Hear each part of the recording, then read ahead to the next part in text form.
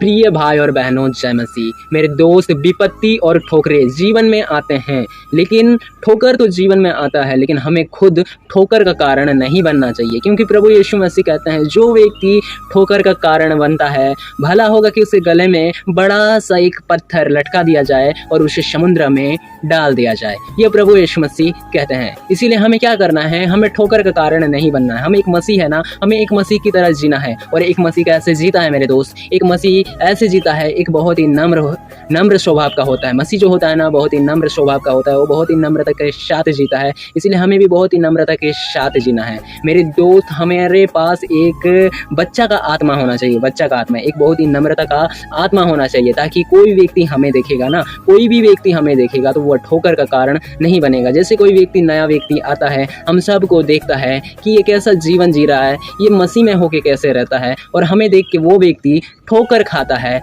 तो इससे हमें दंड मिलेगा और वो परमेश्वर की ओर से होगा। इसीलिए हमें क्या करना है, हमें ठोकर का कारण नहीं बनना है मेरे दोस्त।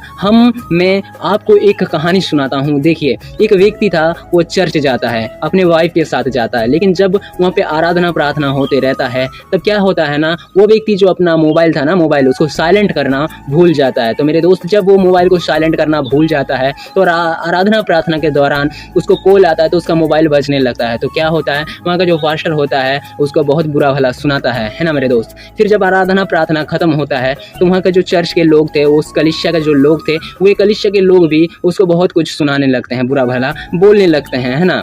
क्यों? क्योंकि वे लोग नम्र नहीं थे, इसीलिए उसको बहुत कुछ, उस व्यक्ति को बहुत कुछ सुनाते हैं। फिर वो व्यक्ति जब घर जाता है, तो रास्ते में उसकी जो वाइफ होती है, उसकी वाइफ भी उसे बहुत ही कड़ी खोटी सुनाती है, बहुत कुछ सुनाती है। जब वो व्यक्ति घर पहुंचता है, तो उसके मन में, उसके जो चेहरे में, उसका जो फेस है, बहुत ही उदासी छाया हुआ होता है। उसका साफ रीति से ये चीज़ दिखता है कि उसका जो वो व्यक्ति जो है, वो बहुत ही उदास हो चुका है, क्योंकि उसको चर्च में क्या हुआ, सम्मान नहीं मिला मेरे दोस्त। फिर उसी टेंशन के चलते वो बार में जाता है। कहाँ पे जाता है? दारू दुकान में जाता है, होटल में जाता है, दारू होटल में। जब वो व्यक्ति टेबल में जाके बैठता है, तो अचानक से उसका जो दारू का ग्लास होता है वो नीचे में गिर जाता है। तो वेटर आके उससे क्या कहता है, सर कोई बात नहीं, मैं इसे साफ कर देता हूँ, आप दूसरे टेबल में जाइए और वहाँ पे बैठ जाइए। वो वेटर उसको कहता है, उस व्यक्ति को कहता है। फिर जब वो व्यक्ति उठ के काउंटर में जाता है, तो वहाँ पे एक लेडीज होती है। वो लेडीज कहती है, कोई बात नहीं सर, अक्सर ऐसे होता ही रहता है, कोई बात नहीं, आप दूसरा ड्रिंक लीजिए और आप इंजॉय कीजिए। ऐसे उस स्त्री ने उस व्यक्ति को कहा। वो जो लेडीज होती है उस व्यक्ति को ऐसे कहती है, क्या कहती है कि आप कोई बात नहीं सर, आप दूसरा ड्रिंक लीजिए, मैं आपको दूसरा ड्रिंक देती हूँ और आप उस ड्रिंक को लीजिए और आप इंजॉय कीजिए।